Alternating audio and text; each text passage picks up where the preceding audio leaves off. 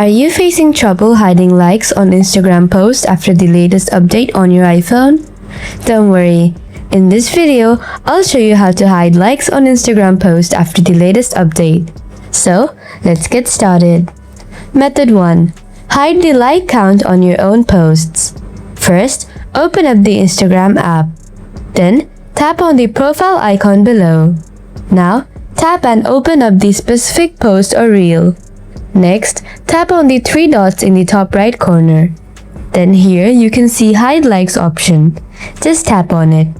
Then if you wanna unhide like, then again tap on it.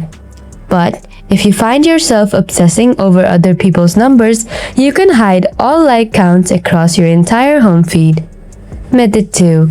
Hide like and share count on other people's posts. First, open up the Instagram app. Then, tap on the profile icon below.